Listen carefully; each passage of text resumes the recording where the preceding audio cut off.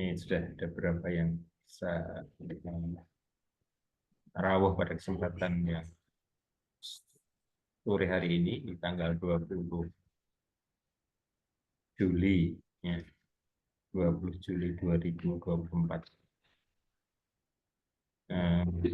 Beberapa kota kemarin terekam hujan. Tapi kalau di Jogja, di tempat kita kelihatannya hujannya sudah mulai uh, malas ya. Ya ini mengindikasi dari apa? Di musim kemarau. Biasanya musim kemarau itu kering.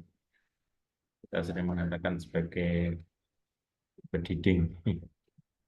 Suhunya cukup rendah kalau malam hari. Dulu siang hari pun rendah, sekarang siang hari kelihatannya juga hampir sama dengan suhu biasa. Menunggu beberapa teman, termasuk yang akan kita undang, yang terhormat Bapak Profesor Dr. Fahmi Anhar. Mungkin sudah sedang di jalan OTW. Tapi tradisi kita itu, ya, kalau dulu mungkin yang biasa kita selenggarakan dengan hostnya adalah Pak Andang itu, berapapun yang datang, pokoknya jam 4 kita mulai.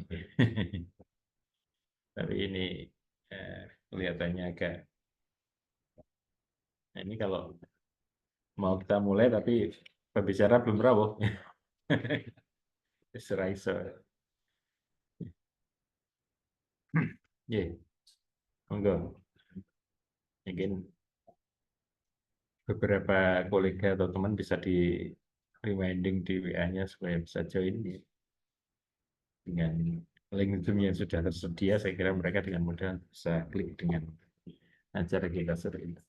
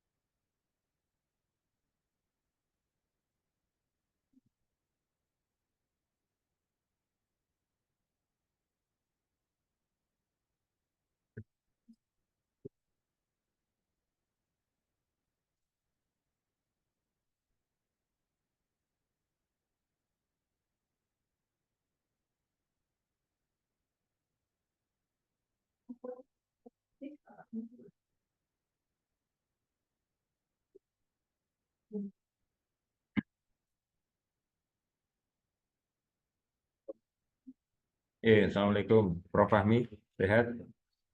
Waalaikumsalam warahmatullahi wabarakatuh. Alhamdulillah, saya rawuh kesempatan sore ini. Gimana kabarnya di Ya, alhamdulillah. Bogor? Panas sekarang Bogor. Udah Woi. lama nggak hujan nih. Di Bogor kota panas, bukan kota hujan. Ya, kalaupun hujan juga semakin parah karena lembabanya meninggi, suhunya nggak turun, semakin parah. Suhu agak dingin sekarang kalau pagi ya, kan. Hmm. Musim Ya, berdiding nih ya. sekarang ini. breeding. Nah, itu kalau di tempat tinggalin jenengan di Magelang itu masih anu nggak? Masih berdidingnya masih anu nggak? Ya Lekat nggak? kalau di kotanya mah enggak kayaknya. Enggak ya. Kalau di Iya, anunya di masih. luar kota mungkin ya di apa di pinggiran di tepi lereng Gunung Sumbing itu ya berdiding itu. Oh, lumayan nih. Oke. Oke. Baik, ini Mas Heru, Pak Heru, apakah kita mulai atau kita tunggu sampai 4 lebih 5? 4 lebih 5 ya. Teman-teman mungkin sedang OTW Oke, di baik 2 menit lagi ya. ya, teman-teman sedang OTW ke jaringan kita. Mungkin ini karena fase libur, jadi ini keluarga pada liburan. Assalamualaikum Prof. Fahmi. Waalaikumsalam warahmatullahi wabarakatuh. Oke, terima kasih Prof.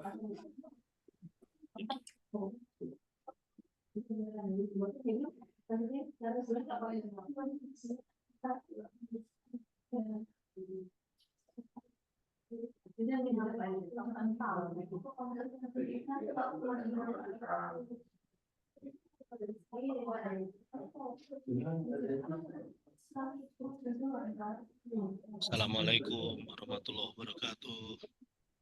Salam warahmatullahi wabarakatuh. Alhamdulillah. Insyaallah sehat semua guys. Nih, Pak, Insya Allah.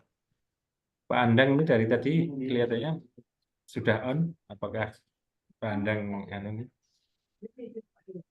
ready juga nih? Assalamualaikum Pak Andang. Ya. Baik, Assalamualaikum warahmatullahi wabarakatuh. Bapak dan saudara sekalian, para intelektual di Jogja khususnya dan di Indonesia pada umumnya, sore ini kita ketemu lagi untuk membicarakan sesi kedua dari apa yang dulu pernah kita bicarakan berkaitan dengan pendidikan, ya. Pendidikan dan modalnya dan biayanya, yang nanggung siapa, terus sebenarnya hak dan kewajiban warga itu seperti apa dan hak dan kewajiban dari negara itu seperti apa. Kemarin sudah kita bicarakan dan sebagai narasumber yang kita minta pada kesempatan berikut ini adalah Bapak Profesor Dr. Fahmi Amar. Alhamdulillah beliau sudah hadir pada kesempatan sore hari ini. Ya. Beliau dengan ditemani di belakangnya ratusan buku nih. Semoga. Jadi kalau sekarang ini ada itu Prof, ada ya. Ya, ada polemik berkaitan dengan, bukan polemik sih, anekdot tentang gelar profesor. Iya betul. Kalau Pak Fatul Wahid bilang nggak usah cantumin ya karena beliau rektor ya bisa bilang gitu ya. Kalau kita siapa sih kita? Pak Lek, Baik, Pak Lek, Pak Pak Le. Lek atau AA. Kalau asisten ahli AA, kalau lektor baru Pak Lek. Ya. Baik, para intelektual muda, intelektual setengah tua dan yang lainnya, maaf saya kalau mungkin menganggap teman-teman ini tidak ada yang tua tapi baru setengah tua saja. Kita akan lanjutkan apa yang kita bincangkan kemarin berkaitan dengan pendidikan, ya, hak dan kewajiban. Diskusi kemarin itu kalau saya simpulkan sebentar dari apa yang disampaikan oleh Prof. Fahmi adalah berkaitan dengan seberapa jauh warga itu mempunyai kewajiban untuk mendapatkan pendidikan, termasuk seberapa jauh juga negara itu memberikan atau mewajibkan dirinya memberikan pendidikan pada warga. Itu telah dibahas di fase pembicaraan yang kemarin, termasuk ada pendidikan yang sifatnya itu memang wajib buat semua orang, ada yang sifatnya itu kewajibannya kolektif. Yang kewajiban kolektif itu kemarin kita sampaikan adalah memang menjadi kewajiban kebutuhan tuntutan masyarakat umum secara umum. Adanya dokter, ada insinyur, adanya astronot kalau perlu, adanya tim ahli dalam bidang material, dalam rekayasa sains, teknologi dan sebagainya adalah sesuai dengan kebutuhan masyarakat yang menjadi tabiat kebutuhan masyarakat pada saat itu.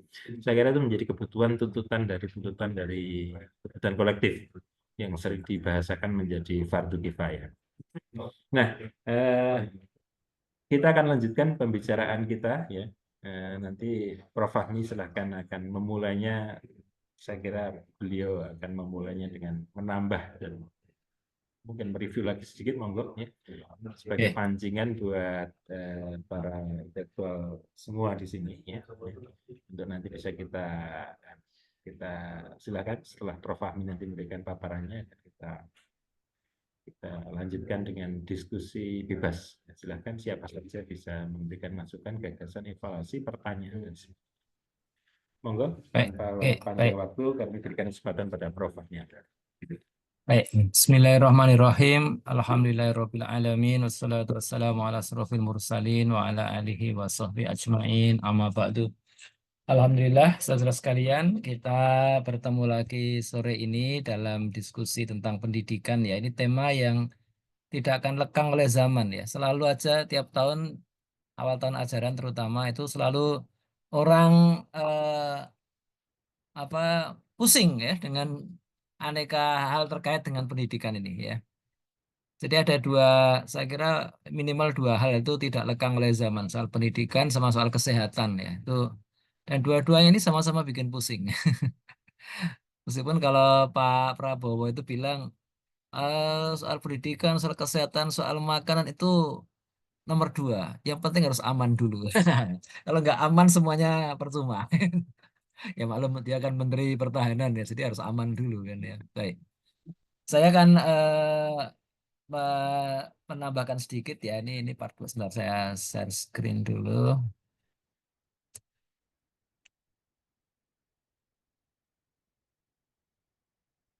Oke, oke ini ya kelihatan ya.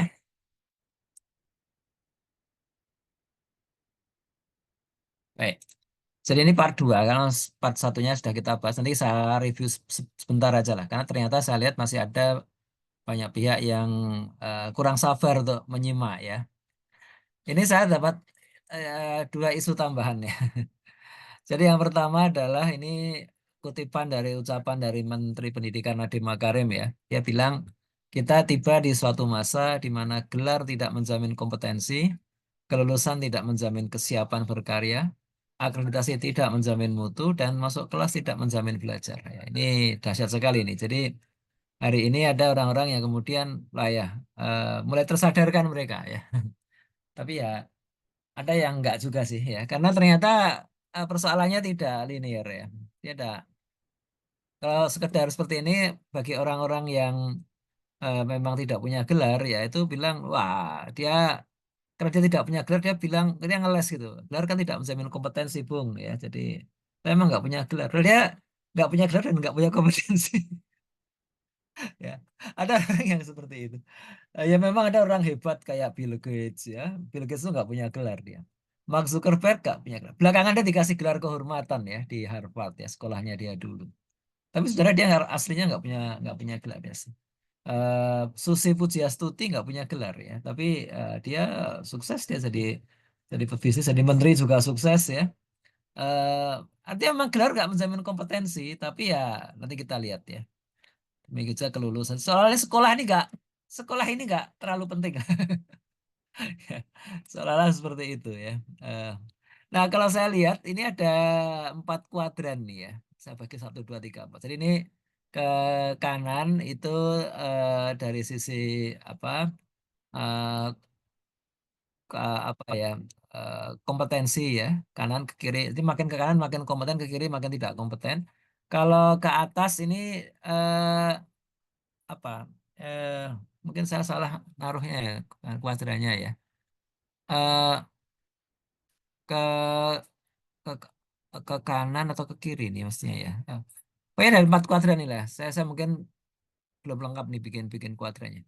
Jadi yang pertama kuadran 1 itu ada orang-orang yang gelar dan kompetensi sejalan ya. Jadi dia punya gelar dan dia memang kompeten ya. Ini kayaknya ke kanan ini gelar sorry ya. Kanan ini gelar ke kiri itu tidak punya gelar ya. Sementara ke atas tuh ya atau ke atas yang gelar sorry. Ke atas tuh gelar, ke bawah nggak punya gelar, ke kanan tuh kompetensi, ke kiri nggak punya kompetensi ya. Jadi ada orang-orang yang gelar dan kompetensinya sejalan ya.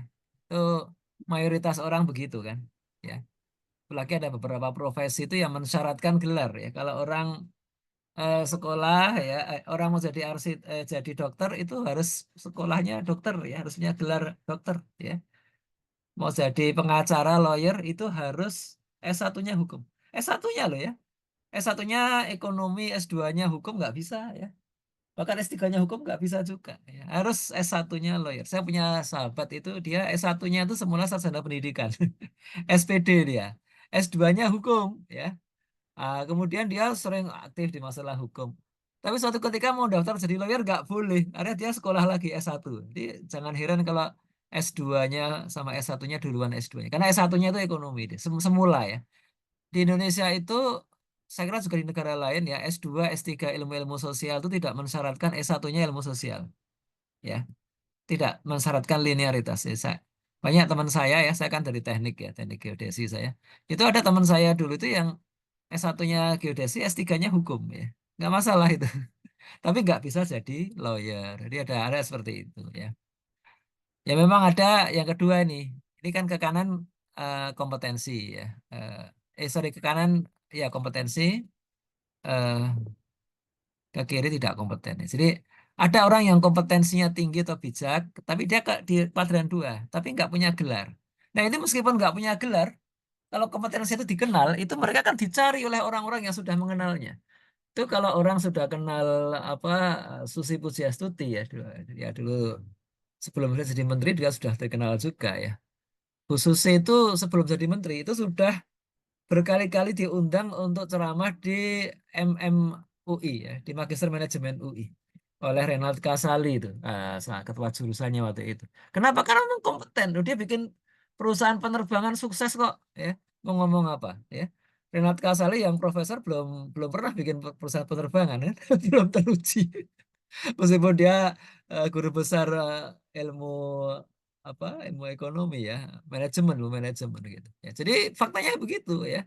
Tapi kalau orang-orang yang kompeten ini dia masuk ke suatu komunitas yang tidak kenal dia atau yang ya itu mungkin langsung ditolak ya, tolak atau yang ada SOP-nya harus punya gelar. Ya, itu repot itu ya. Ada orang-orang yang hebat ya. Saya pernah ketemu Pak Hermawan Kertajaya ya. Dia kan pakar marketing ya, yang sudah mendunia karena dia ketua IMA ya, International Marketing Association. Nah, orang seperti Pak Hermawan itu dulunya guru dia, guru IPA kimia ya, guru kimia di sebuah SMA swasta gitu. Dia sangat piawai ngajar. Dia kan ijazahnya itu dia nggak punya ijazah S1 kan. Jadi dia waktu sekolah itu terus ada G30S terus sekolahnya itu murid-marid lah ya. Jadi dia teknik kimia dia sekolahnya itu. Akhirnya dia ya kalau sekolahnya nggak jelas gitu dia keluar ngajar gitu kan. Ngajar dan ternyata bagus ngajarnya itu. Tapi akhirnya ada SOP di Kemendikbud itu bahwa semua guru harus S1-nya bidangnya itu. Nah, dia nggak bisa, ya udah, ada dia keluar. Ternyata memang sukses, ngomong pinter kok ya. Terus ada orang-orang yang ini kalau dikira itu nggak kompeten ya, nggak kompeten dan juga nggak bergelar. Nah, ini kan repot ini kan. Nah orang-orang ini sudah nggak kompeten dan nggak bergelar, tapi ingin dianggap kompeten. Caranya dengan mencari gelar dengan segala cara. Nah, ini yang terjadi pada para politisi ya. Politisi-politisi itu banyak yang sebenarnya nggak kompeten ya, nggak kompeten. Kalau kalau kita pernah rapat dengan mereka itu ya di kantornya yang lama tuh rapatnya ora karuan ya, nggak ini nggak. Rapat itu nggak sistematis, cara berpikirnya itu nggak sistematis ya. Tapi dia ingin dianggap kompeten. Nah, salah satu cara untuk dianggap kompeten adalah punya gelar. Kalau perlu setinggi-tingginya, gelar profesor. Kalau profesor itu bukan gelar ya, profesor itu kan sebenarnya jabatan dia ya. Nah, terus ada yang terakhir itu ada lulusan-lulusan sekolah bergelar. Nah, ini punya gelar di atasnya punya gelar ya, tapi tidak kompeten. Ini juga banyak ini ya. Nah, sehingga sulit sulit mendapatkan pekerjaan idaman sesuai sekolahnya. Ya kalau sekedar kerja jadi tukang seblak gitu ya bisa lah, ya tukang bakso lah bisa. Tapi masalahnya dia ingin kerja di bidang di mana dia kuliah ya. Dia misalkan kuliahnya itu ekonomi ya, pengenlah dia kerja di bank atau di perusahaan yang di bagian manajemennya ya susah juga ketika Ya lowongan satu kursi yang lamar 50 orang kan itu masa di ini kan diseleksi ya. Itu seleksi itu yang menentukan akhirnya bukan sekolahnya, bukan gelarnya yang menentukan kan. Oh 50, ini 50 orang sudah bergelar semua nih, S1 semua nih kan. Ya, repot juga ya.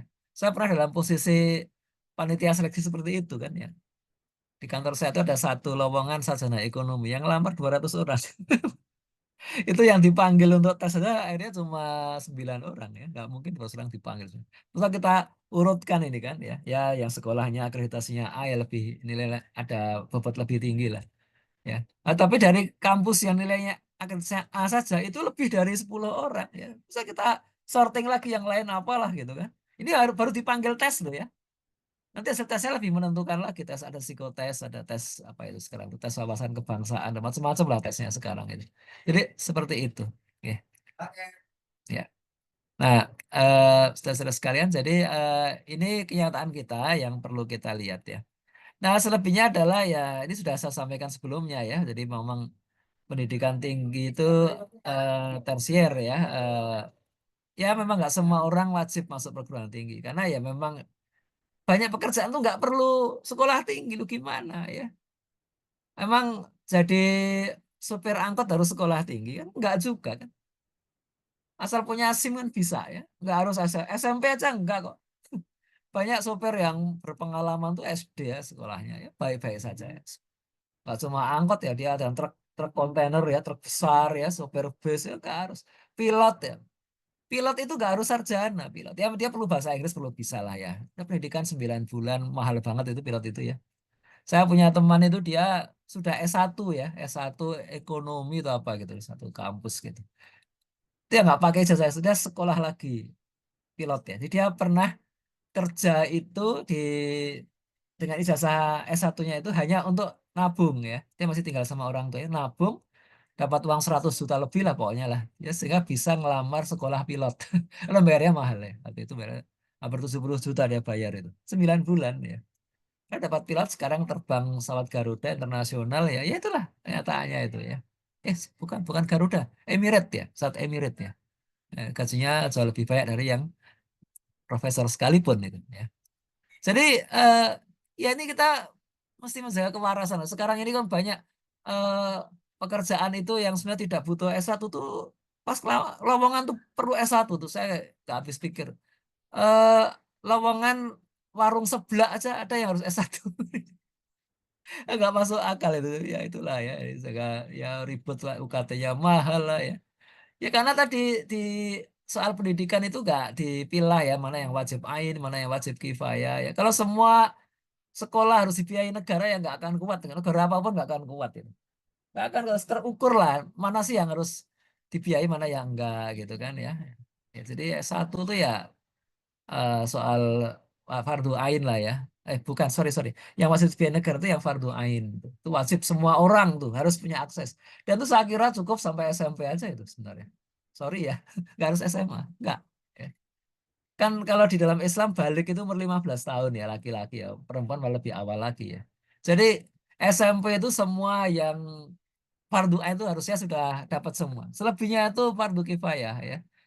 Dia kalau mau bisnis mau itu nggak harus SMA lah capek lah harus ngapain ya soal intelektual tuh nggak ada kaitan tadi kalau diucapkan sama Nadiem Makarim itu ada benarnya juga ya hari ini itu S1 tuh yang katrok ya berpikirnya nggak cerdas itu juga banyak gitu nggak jaminan S1 langsung lebih cerdas ya yang jelas yang S1 yang nganggur banyak hari ini kelamaan kan kalau cuma mau nganggur mah kelamaan itu harus harus sekolah biaya mahal gitu jadi ya fardu ain itu sampai SMP nah, SMA itu untuk persiapan yang fardu kifayah tapi yang beneran ya dihitung beneran ya kita butuh dokter itu berapa butuh insinyur itu berapa astronot itu berapa gitu kan ya nah, ini ya, jangan sampai udah sarjana kok main judi online. Anggota DPR main judi online juga banyak ya. Itu kan. Nah, itu yang fardu kifayah ini yang tadi harus dihitung ya negara. Ya boleh lah yang sekolah itu 2 kali lipat dari yang tersedia itu boleh lah. Kan terus nanti ada yang akhirnya tidak passion, tidak itu kan ya dilebihkan ya nggak apa-apa lah ya. Tapi ya mungkin nggak harus semuanya dibiayai gitu kan ya. Itu kan ya tersier. Tersier itu yang terserah yang punya uang lah ya. Jadi kalau ya sekolah meracik aneka minuman koktail ya tuh ini kan bukan fardu kifayah juga nggak ada juga nggak apa-apa kok ya. Sekolah sulap ya. Deddy Corbuzier itu sekolah loh di Amerika 4 tahun itu sekolah sulap ya. Di Indonesia nggak ada sekolahnya ya. Dedi yang bikin tuh. Dedi sama Romi Rafael tuh bikin nih sekolah sulap itu. Mahal juga ya. Itu masa sekolahnya mereka eh, harus itu ya harus dibiayai enggak lah ya. Nah juga itu berdasarkan survei angkatan. Memang nggak mudah juga karena kita nggak selalu tahu masa depan ya. Dulu ada sekian banyak orang kerja di kantor Telkom. Sekarang nggak. Sekarang sangat sedikit kan. Sudah otomatis ya. Demikian juga di jasa marga ya. Itu dulu banyak orang kerja jadi penjaga pintu tol ya. Sekarang udah nggak ada yang bisa pintu tol. Jadi itu bisa dikurangi lah ya. Bisa banyak sekali bisa dikurangi hari ini. Nah untuk pembiayaan memang ya ini saya sampaikan tempo hari ya. Ada pasar bebas dengan subsidi silang. Ada subsidi penuh negara ya. Kuba, Korea Utara, Mesir ya. Tapi ya mereka kalau dari sisi kualitas ya rata-rata aja nggak hebat-hebat amat ya. Memang negara tapi tadi ini kan negara sosialis lah ingat ya. Kuba kan negara sosialis. Jadi mereka hitung itu ya. Negara sosialis itu kan nggak pasar bebas. Jadi dihitung yang mau kedokteran ya dites beneran. Kita cuma membuka sekian lowongan udah nggak boleh lebih ya. Itu seperti itu. Dihitung benar ya. Kemudian ada yang welfare state kayak Skandinavia ya itu ya pajaknya gede kan. Atau subsidi negara penuh ya kayak Qatar ya. Qatar itu kan memang ya subsidinya penuh ya. Karena memang sumber dayanya sangat banyak dan penduduknya sedikit gitu ya. Beasiswa banyak itu ya. Nah, model kelima itu ada dalam sejarah Islam itu wakaf ya, wakaf produktif ya. Nah, itu termasuk negara itu ya wakaf juga ya. Sebenarnya negara itu adalah lembaga wakaf terbesar sebenarnya ya. Ya itulah yang kemarin saya sampaikan ya. Jadi silakan kita ini pemantik diskusi aja nih. Monggo kita kalau ada yang ingin kita diskusikan. Oke. Baik, terima kasih Prof. Fahmi atas paparannya. Ini kebetulan sudah mulai pada datang, Prof. Ini ngumpul, alhamdulillah. Tadi 10 orang sekarang sejalan dengan pemaparan Prof. Fahmi ini 20-30 orang bisa rawuh pada sore hari ini. Silakan, rekan sekalian, diberi kesempatan pada para intelektual muda dan setengah tua di Jogja dan sekitarnya untuk memberikan masukan atau pertanyaan atau sanggahan. Sanggahan boleh, Prof ya? Sangat boleh disanggah ini. Ini bukan Wah, kitab salah suci kok ini tulis kok. sanggah. Mari, Bukan kitab suci mah boleh disanggah.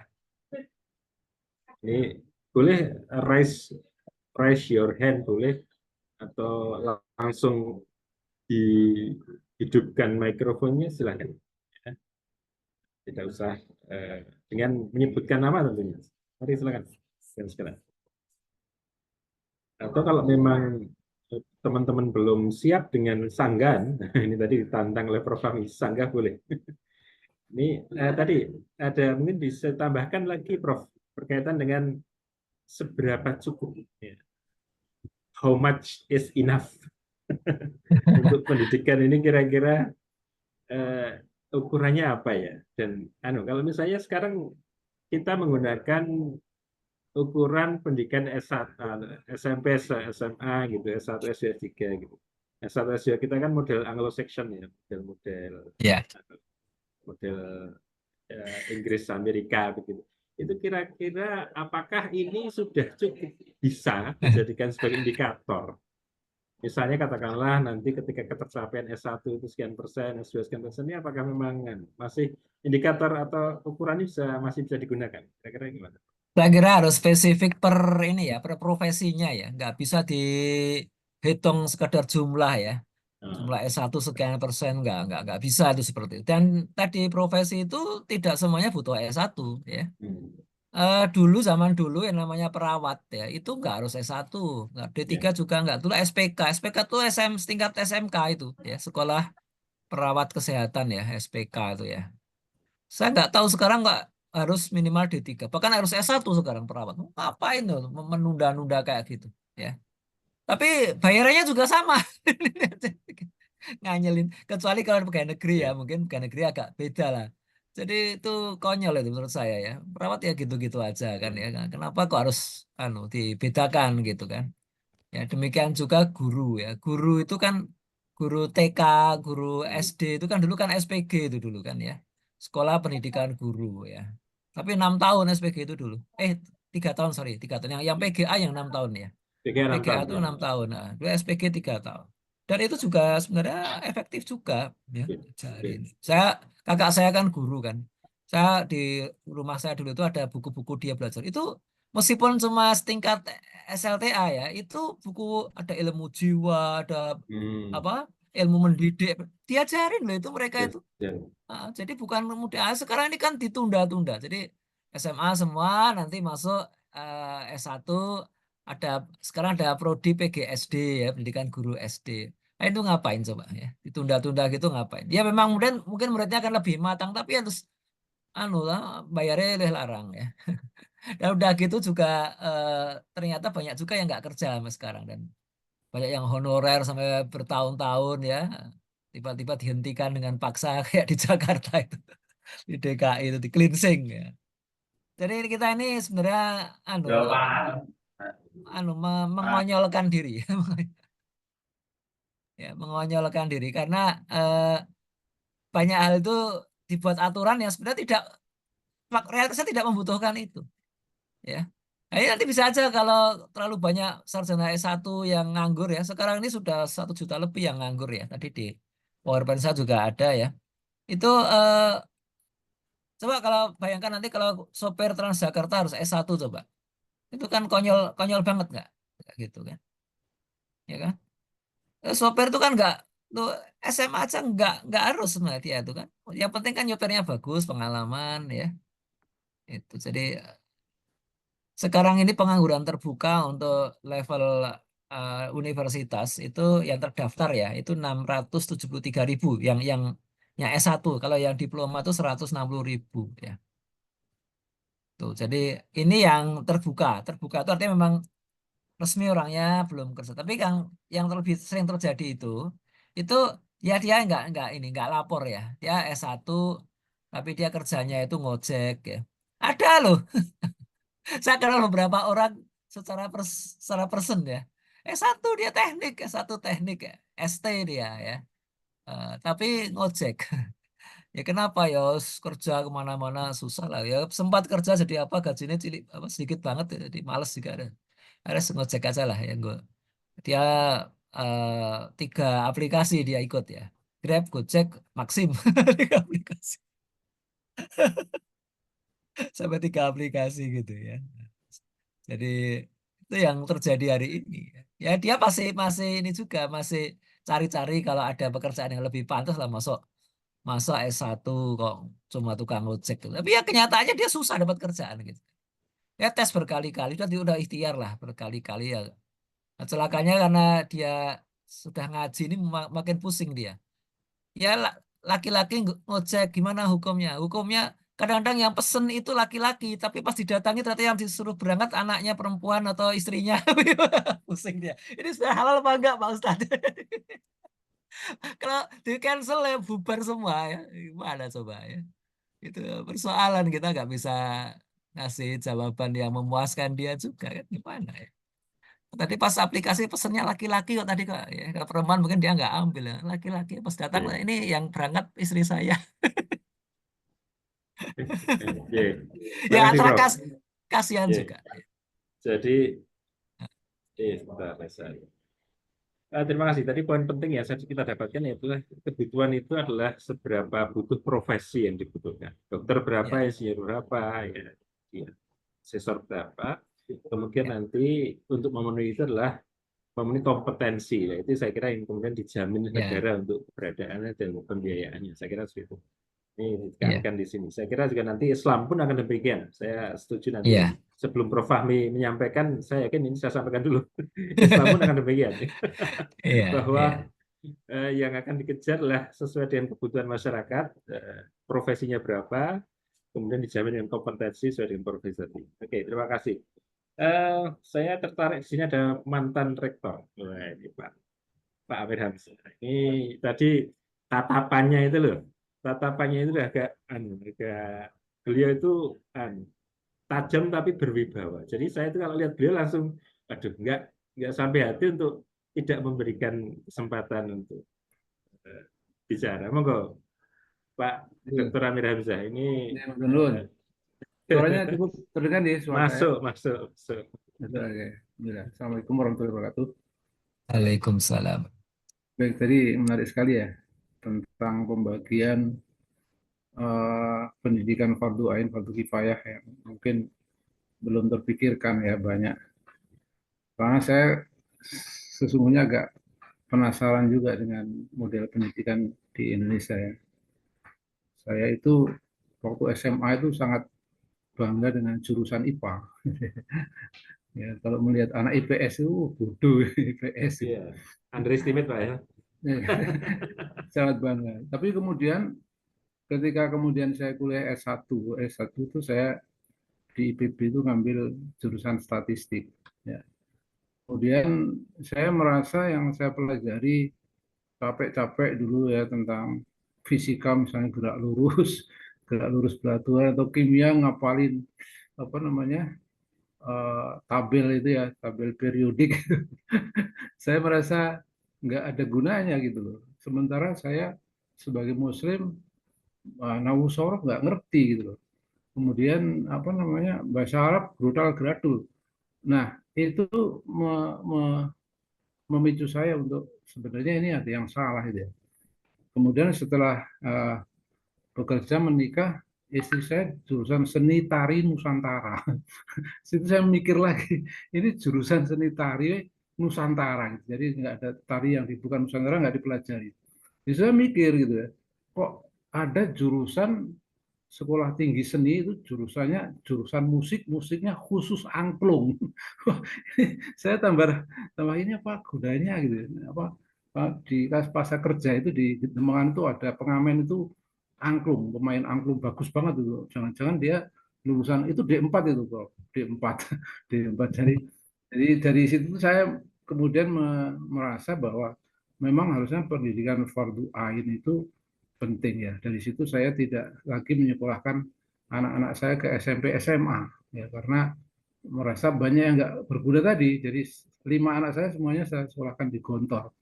Memang ilmu seperti kimia, fisika yang mendalam seperti pelajari di SMA itu nggak dapat banyak gitu ya. Tetapi bahasa Arab, nahwu dan ilmu-ilmu alatnya ya alhamdulillah dapat dan sekarang ini ya terakhir baru S1 dan yang pertama sudah kemarin alhamdulillah sudah S3. Jadi bagaimana pemerintah ini nantinya punya sebuah strategi ya bahwa yang namanya pendidikan itu nggak digebiar, bahkan dijuruskan. Ya.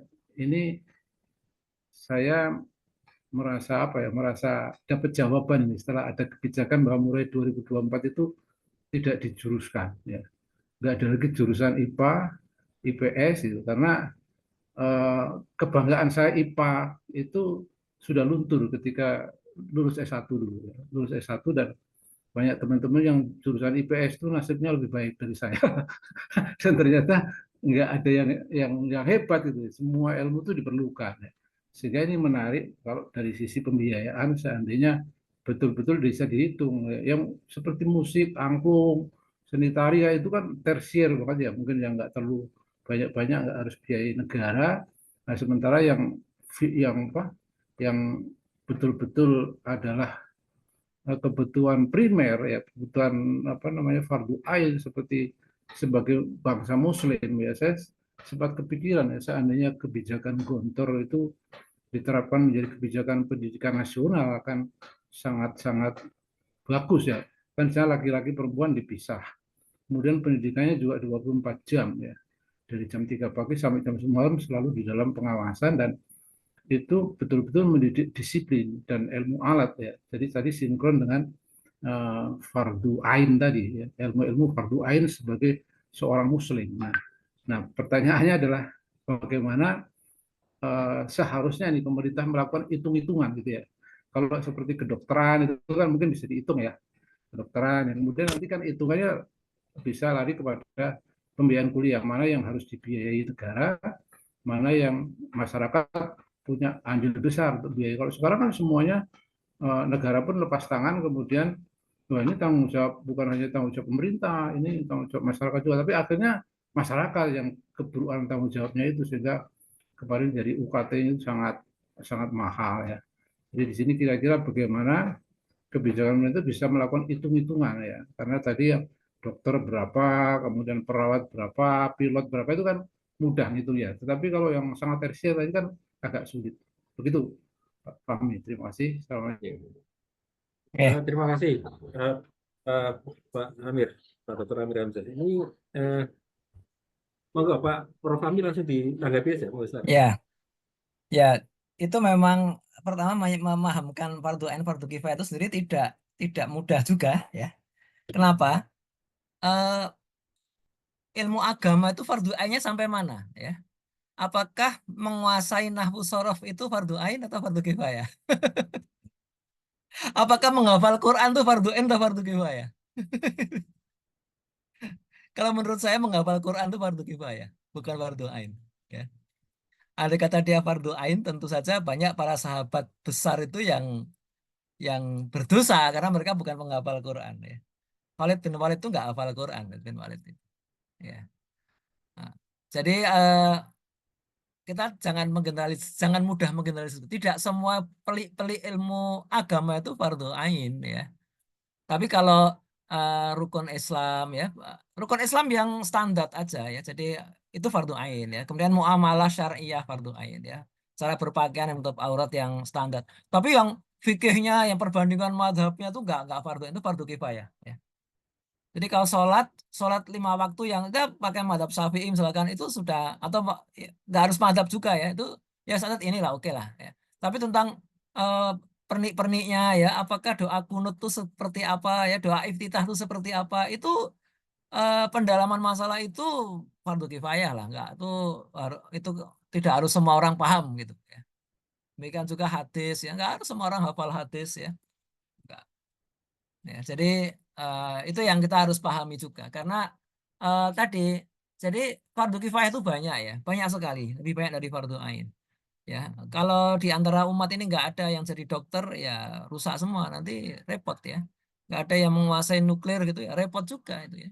Nah, jadi banyak sekali itu yang harus kita pahami dan kan nggak mungkin semua orang itu menguasai semua hal ya. Dalam sejarah Islam dulu juga 1-2 ada orang yang memang alim ya, memang polimet ya, segala macam ilmu dia kuasai. Tapi kan waktunya nggak akan cukup kita kalau mengajarkan semua orang diminta seperti itu kan. Dan dunia modern ini berkembang lebih cepat karena orang tuh ambil spesialisasi ya, nggak lagi polimet ya. Newton tuh masih polimet loh. Newton itu dia tidak cuma ahli fisika, dia juga mempelajari filsafat, mempelajari kedokteran, mempelajari apa ekonomi juga tuh Newton itu. Bisa baca sejarahnya itu, wah seperti ekonomi itu. Tapi kan ya nggak banyak orang seperti itu kan. Dan sekarang kan orang ya mau biar cepat persoalan selesai, lebih baik kita kolaborasi ya. Jadi orang-orang yang memang passionnya di ekonomi ya kayak Ustadz Yohana Tri Utomo ini ya silakan ekonomi lah, jangan dibebani suruh belajar fisika. Yang fisika Pak Mirza saja, Pak Mirza tadi ada saya Pak Mirza atau Pak Andang.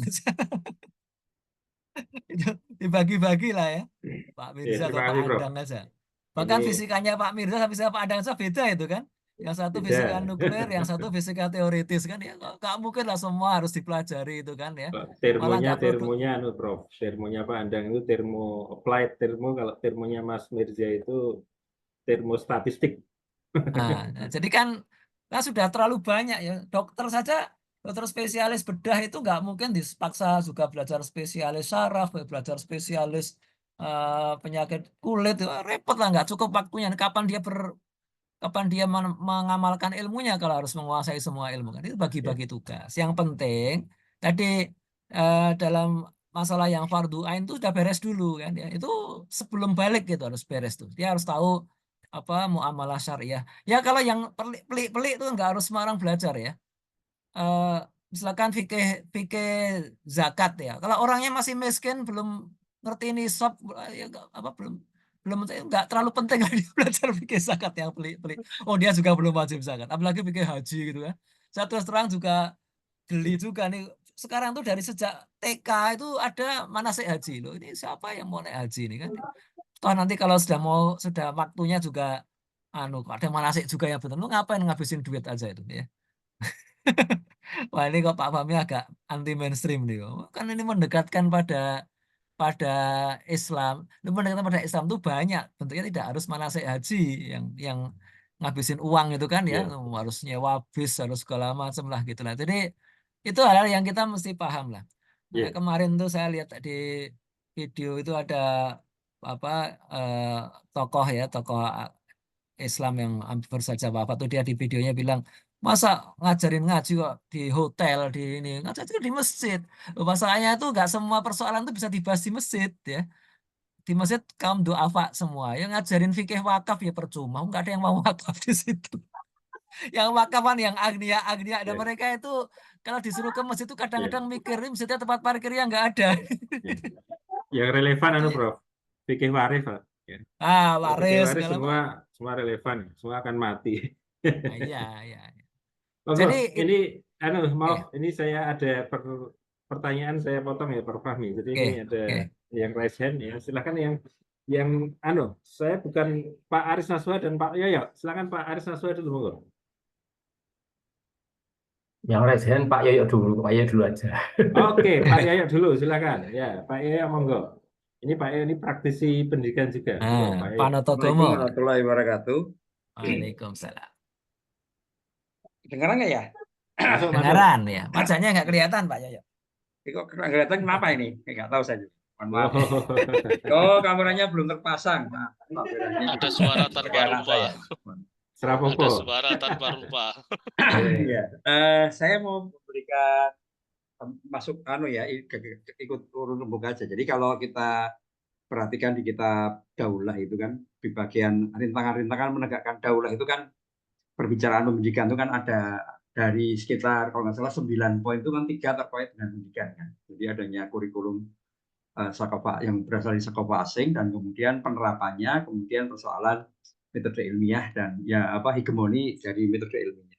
Jadi kalau kita perhatikan ya kalau misalnya soal pendidikan kan yang sebenarnya lebih krusial itu kan pada titik kurikulumnya ya, pada kurikulumnya. Jadi kurikulum ini kalau ini nggak kemudian kalau kurikulum ini dipeluk terus ya generasinya kan rusak terus gitu, rusak-rusakan terus. Ya.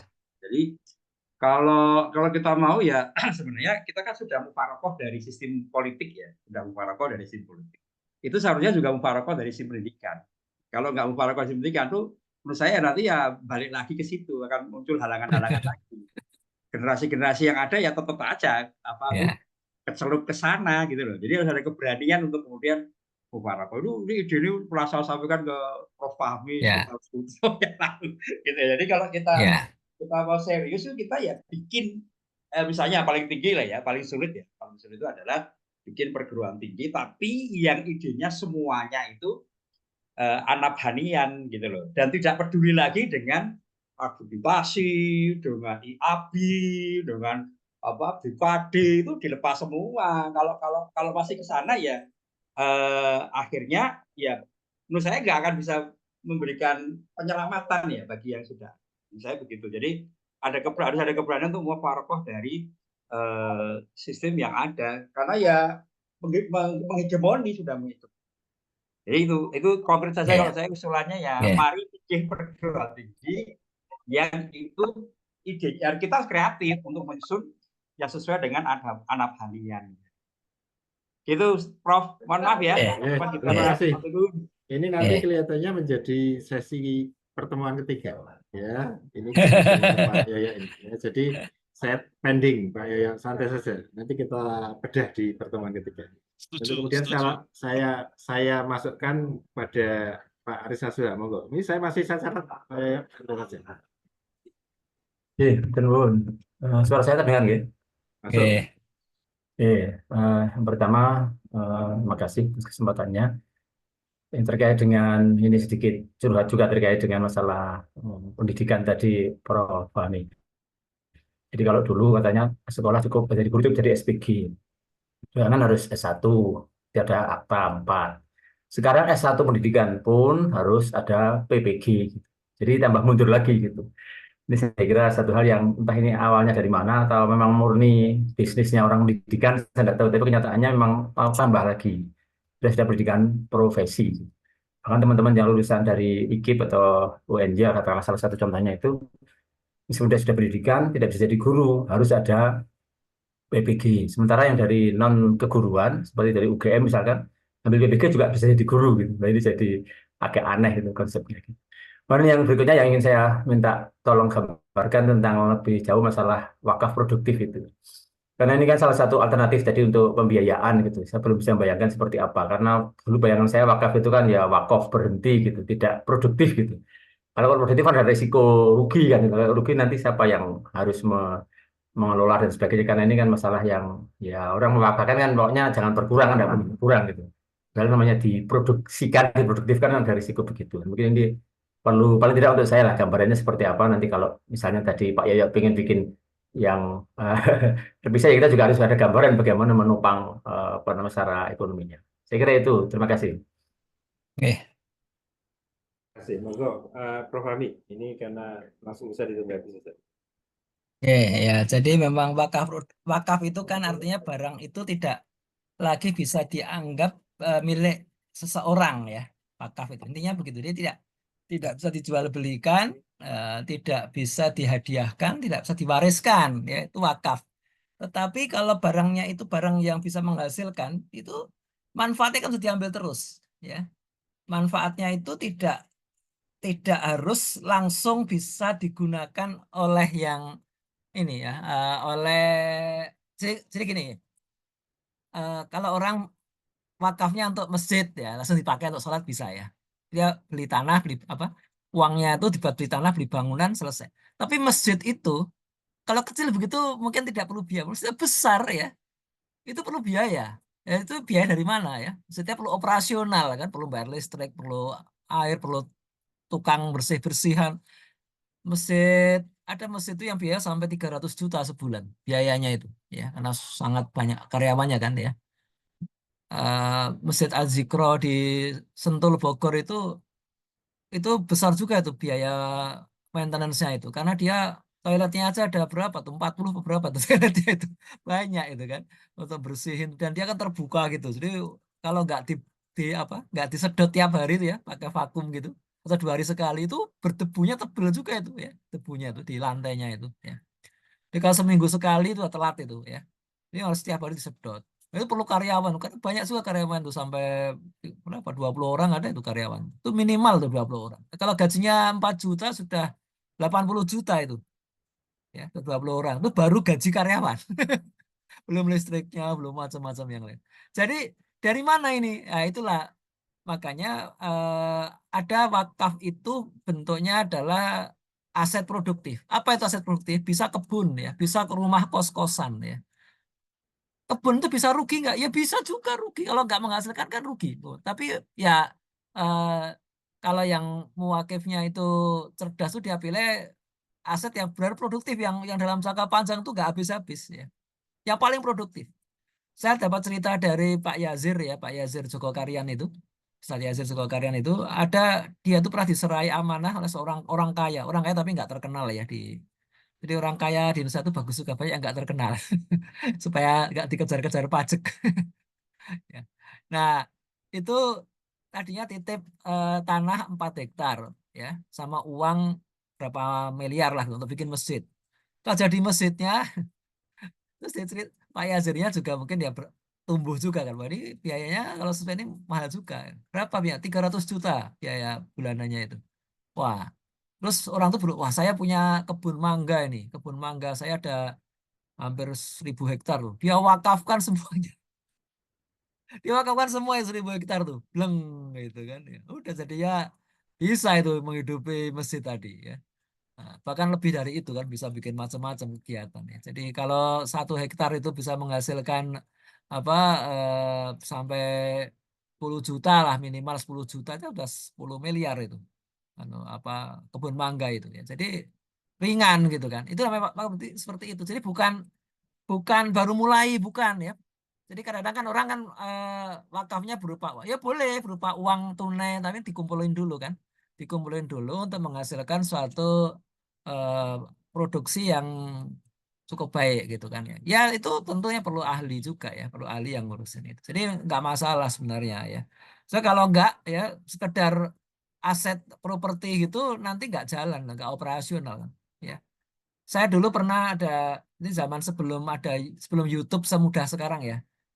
Kira-kira tahun 2010 itu ada sahabat saya di Jakarta itu anaknya tuh pinter lah ya, masih masih SMP apa SMA tuh ngulik gitu akhirnya bikin platform untuk menyimpan rekaman ceramah ustadz-ustadz ya ceramah ustadz-ustadz dimasukkan tuh terus bisa diakses siapapun gitu kan. Jadi setiap ada ceramah itu dia tanya nih di mana ustadz ceramahnya nanti saya kirim orang untuk ngerekam. Tapi lama-lama kan cepat penuh itu kan servernya cepat penuh kan ya kalau satu sesi ini kayak kita Zoom gini 1 jam itu bisa kalau di YouTube itu bisa 200 mega 300 mega ya 1 jam itu sudah dikompres itu. Nah itu kan cepat sekali tumbuhnya itu kan dan berat juga. Sempat itu kita patungan. Dia gini ketika makin berat itu servernya aplikasinya diwakafkan katanya. Tapi kan ya mau jalanin siapa? Bingung juga nih wakaf bayar internetnya aja ya bulanan internet aja udah mahal sekali kan karena kalau sekedar pakai IndiHome yang 100 Mbps masih kurang gitu ya untuk ngelayanin ini kan. Nah, ya terus untungnya kemudian sekarang ada YouTube yang kita bisa pindahin semua kan. Jadi semua yang itu pindah aja ke YouTube plus. Kita nggak usah mikirin itu. Tadi dia wah ini itu sempat fundraising juga itu. Jadi wakaf itu kalau tidak ada yang untuk memeliharanya itu nanti tidak optimal ya. Jadi jangan menyangka hit and run lah. Wakaf yang bisa hit and run itu mungkin ada ya sedikit tapi wakaf tanah untuk kuburan itu bisa itu hit and run ya. Jadi wakafkan selesai. Saya nggak usah mikirin lagi bisa ya. Atau wakaf jalan setapak untuk jalan tembus lah ya.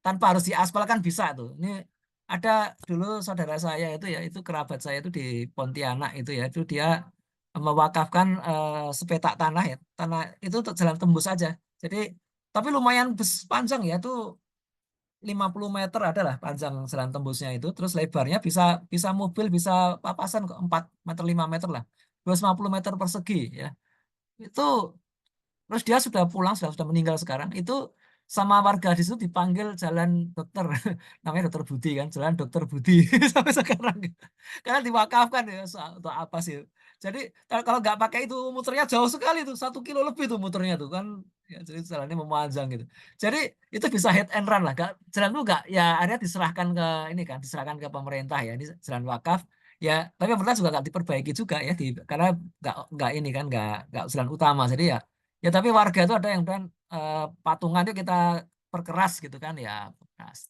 Jadi bisa begitu. Tapi kalau wakaf berupa sarana pendidikan ya sekolah itu nggak bisa colong pelayu itu nggak bisa. Ya apalagi maunya gratis gitu gimana? Sekolahnya memang nggak beli ya gratis cuma gurunya siapa yang ngajarin ya itu mahal juga loh gaji guru. Apalagi guru suruh ikhlas masuk agama itu bukan masalah agama itu. Mau terus bahasa Inggris mau bayar mahal ke masa belajar agama bayar seikhlasnya ini gimana nih seikhlasnya Oke, itu terima kasih Prof. persoalannya sih ya. Ini jadi kelihatannya ngumpulin duit untuk wakaf itu satu hal, tapi menjadikan Ya. wakaf itu sustain panjang Ya, itu itu hal yang betul. lain. Jadi Betul. saya kira kita harus belajar dari Alfred Nobel ya, Nobel yang dia 31 juta kronor. Saya ingat kronor langsung pegangan saya kronor. Cuma Sehingga kalau Nobel itu yang diwakafkan sahamnya dia betul, saham dari perusahaan dinamitnya itu dia kayak Bill Gates juga begitu Bill Gates Warren Buffett itu kan di banyak Mark Zuckerberg itu dia nggak wakafnya nggak cash wakaf itu saham di Facebook itu dia 90% itu dia wakafkan itu ya endowment ya jadi fund endowment jadi jalan selama Facebook masih hidup ya asetnya itu akan tumbuh terus gitu. Karena nggak pernah diambil semua kan ya gitu. Hasilnya aja Jadi diambil memang dari sisi ini kita Ah. harus tidak boleh kalah pinter dari mereka, saya kira. Iya, Dan kita betul. saya kira diberi tool syariah yang luar biasa untuk bisa menyelesaikan tadi wakaf yang Iya. sustain ya, endowment yang syariah. Baik, rekan sekalian, ini sudah jam 5 kurang 3 menit, tapi saya kira tadi ada toleransi 15 menit, tapi saya tidak terlalu suka dengan toleransi itu, karena toleransi itu kan darurat ya. Artinya kami sih, saya yakin ini Prof. Fahmi masih menyediakan diri kalau nanti kita bisa minta Ya. spesifik di pertemuan berikutnya gitu, biar lebih longgar gitu. Dan nanti teman-teman juga bisa datang lebih awal. Ya, jadi bisa Tapi saya berdiskusi. boleh nggak jawab sedikit yang dari Abah Yoyo tadi? Boleh, silakan. Silakan, Ya, Prof. ya. Ya, silakan. Jadi gini Pak Yoyo ya, kita ini nggak hidup di ruang kosong ya, nggak hidup di ruang kosong. Kita ini ada mutu yang subjektif, ada mutu yang objektif ya. Yang subjektif itu yang milik kita sendiri. Kita ingin pendidikan ingin mendidik anak seperti apa, itu subjektif kita. Oh kita pengennya begini yang menurut Pak Yoyo disebut anabhanian tadi ya. Meskipun menurut saya ya itu subjektifnya terlalu sempit juga ya, karena nggak semua konsep itu dibuat oleh Anabhani ya, ada yang lain juga. Nah jadi itu subjektif ya. Boleh saja kita ya anak itu harus bisa ini boleh. Tetapi kita tidak boleh mengingkari bahwa kita perlu penilaian orang lain ya. Itu yang objektif ya. Nah penilaian orang lain itu standarnya kan ya sudah ini kita nggak hidup tadi saya bilang tidak hidup di ruang kosong. Kalau orang itu mau jadi dokter di Indonesia ini ada penilaian objektifnya ya. Kita nggak bisa ngarang sendiri. Saya ini dokter pendidikan anabhanian nggak bisa, nggak tangkap itu masuk penjara itu kita ngarang sendiri. Kita mau mengendarai mobil atau motor tuh kita mau tidak mau ya SIM dari negara objektif gitu. Nggak bisa kita saya naik motor sudah canggih meskipun nggak punya SIM saya sudah canggih gitu nggak bisa. Ya kan itu makanya kalau di teman-teman yang ini yang saya kenal misalkan Insan Tama ya, Insan Tama memang dia menggunakan dua parameter tadi kan, yang subjektif kita ada, yang objektif kita ada. Jadi tapi yang objektif itu kita secukupnya saja, tidak usah ngoyo ya. Artinya kalau dinilai secara objektif ya lolos lah, ya, lolos insya Allah ya.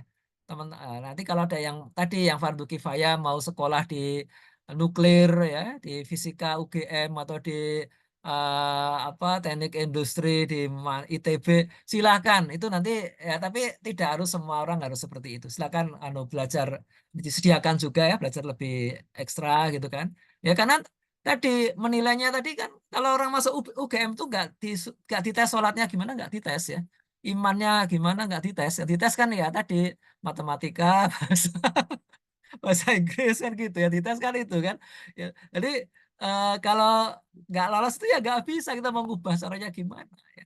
Dan nanti juga kalau ya, khilafah tegak tetap aja ada hal-hal yang kita bisa teruskan dari yang ada saat ini kan nggak mungkin semuanya langsung diganti semua, gimana kacau lah semuanya diganti otomatis, karena tetap saja ya tadi cuma ini aja hal-hal yang subjektif yang kita inginkan ya, itu tetap dipegang ya. Jadi kalau orang lulus UGM dengan IPK 4,0 ya terus lanjut di Tokyo University ya, lanjut lagi S3 di MIT gitu, IP-nya semua cum laude, itu kalau nggak sholat ya percuma ya.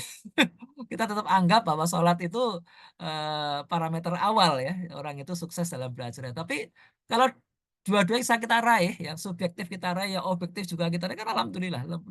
Kita kalau mau mengalahkan tuh mengalahkan mereka terus lebih pintar dari mereka kan ya. Gitu. Jadi itu Pak Yoyo ya. Jadi kita nggak bisa mufaroqah total itu nggak bisa hari ini, nggak bisa. Jadi politik mungkin iya karena kita itu kan memang politik itu revolusioner ya. Tapi dalam masalah teknologi itu nggak bisa seperti itu. Zaman Nabi pun nggak ya. Zaman Nabi itu ketika ada dokter dari Mesir ya, hadiah Raja Muqawqis ya. Raja Muqawqis kan dikirimi surat ya. Dikirimi surat oleh Rasulullah terus masuk Islam terus ngirim budak ya. Budaknya itu ada perempuan ya, Maria Kiptiah, dan ada dokter ya, saya lupa namanya itu, ada di dalam sirah itu kan. Nah, ketika sampai di Madinah, Nabi itu langsung mempersilakan ini para sahabat yang ingin berobat dengan dokter Mesir ini. Tidak dites dulu. Oh, kamu ini harus tibun nabawi. Enggak. Jadi ilmu kedokteran memang dia dokter dari Mesir tadi boleh dipakai. Itu bedanya dengan politik, bedanya dengan hukum ya. Bedanya dengan ilmu-ilmu sosial. Jadi kalau ilmu-ilmu yang empiris ya, itu tinggal orientasinya aja ya. Tapi kalau secara teknisnya itu boleh langsung dipakai, itu nggak ada masalah. Gitu Pak Yoyo. Nggih. Saya merespon balik bisa? Boleh. Ya, saya pikir di kitab Saksya udah ada penjelasannya itu, Prof. Jadi kalau kalau kita itu dalam dunia pendidikan kan memang ada yang sakopa, ada yang sain kan gitu kan. Kalau sain itu kan kemudian kita mengambilnya nggak masalah kan, masalah gitu Iya. kan sudah ada penjelasannya itu. Kemudian di bagian akhir dari kitab Sasya itu kan sudah ada penjelasan tentang ini apa intifak sama apa itu yang terpengaruh itu apa namanya taksir wal intifak kan gitu kan. Jadi di sini maka yang saya dorong itu kreativitas dari kita gitu, dari kita untuk kemudian apa secara konsepsi ya itu memang mufarokoh dulu, bahwa kemudian ketika mufarokoh itu kita mengambilnya ada yang kita ambil itu tidak masalah karena memang ada panduan dari Anabanian terkait dengan bagaimana pembelajaran sains dan bagaimana intifak dan taksir gitu loh. Jadi yang saya tidak mengatakan lalu semuanya kita mulai dari nol, dari apa hukum sakunya kita tinggalkan, bukan begitu ya, bukan begitu, tapi dari sisi gagasan secara konseptualnya gitu. Nah ini menurut saya. Terima kasih. Diskusi panjang ini ya. Klarifikasinya. Ya, ini diskusinya bisa kita lanjutkan nanti Pak Ayo dan iya. Silakan. Saya juga pamit nih ya, mau cabut gigi dulu, mohon maaf. Pokoknya nanti beres deh kalau yang ini kita selesaikan di belakang ya. agenda kita adalah melayani peserta yang lain. Baik, terima kasih kalian. Dulu ya. Ini, mohon maaf ini sebenarnya karena Assalamualaikum. kita panjang sekali kita panjang sekali ya diskusi tentang pendidikan ini sebenarnya karena memang multidimensi itu yang disampaikan Prof. Fahmi tadi dalam sebuah slide-nya ini sebenarnya beyond academic skill atau beyond academic scheme ya. Jadi memang kita akhirnya kemudian dituntut untuk berpikir dan memang lebih jauh daripada sebatas apa yang kita bayangkan dalam lingkup domain pendidikan, tapi lebih jauh dari itu ada ekonominya, ada pertahanan dan keamanannya, juga ada masalah misalnya dan tadi tentang adopsi tentunya gagasan pandangan hidupnya yang paling penting. Nah ini kita sore ini kita cukupkan sekian dengan satu gambaran tadi bahwa sebenarnya kecukupan pendidikan ini ditentukan oleh sebuah kebutuhan dari bangsa itu sendiri, dan saya kira itu tidak perlu direkayasa dan tidak perlu dibuat ya aneh-aneh. Tadi disampaikan banyak bahwa sekarang itu penjenjangannya dibuat-buat ya sehingga hanya sekedar untuk memperpanjang gelar dan sebagainya. Saya kira itu bukan tipikal Islam, saya kira ya. Tipikal Islam dan tipikal dari kebutuhan masyarakat itu saya kira adalah sesuatu yang praktis dan konkret saja tentang kebutuhan dan tentang kompetensi. Bapak sekalian, intelektual muda ini sudah jam 5:05 ya, meskipun masih ada toleransi. Sekali lagi kita berikan waktu 1 jam cukup saya kira, dan saya masih memberi kesempatan, dan saya yakin kalau Prof. Fahmi kita minta lagi, beliau masih mau lagi, dan memang akhirnya kita menunggu jadwal berikutnya yang tapi paling tidak pada kesempatan hari ini ada beberapa hal yang kita dapatkan, dan akan kita sambung lagi pada pertemuan berikutnya lagi dengan boleh nanti kita geser ke perindustrian atau ke yang lain karena ini sangat dekat kaitannya. Kalau sekarang kan para dosen, para peneliti itu kan diminta dekat-dekat dengan industri. Saya juga dikasih duit, Pak Andeng dikasih duit untuk menjembatani sebuah riset dari industri. Menarik juga karena industri Islam juga saya kira juga membicarakan tentang masalah industri. Kita bicarakan kesempatan berikutnya. Terima kasih untuk Prof. Fahmi atas pendampingan, masukan, gagasan yang telah diberikan. Bapak sekalian, terima kasih juga atas apa yang telah kedatangannya. Semoga nanti forum ini tetap berlanjut dengan kondisi yang lebih segar ya. Mungkin nanti waktunya bisa kita atur supaya lebih semangat dan enak ketika keberadaan dan kedatangan kita di waktu yang lengkap. Selamat sore. Assalamualaikum warahmatullahi wabarakatuh. Waalaikumsalam warahmatullahi wabarakatuh. Nuhun nggih, pamit nggih. Terima kasih Pak Nuhun. Matur nuwun, Ustaz. Semuanya.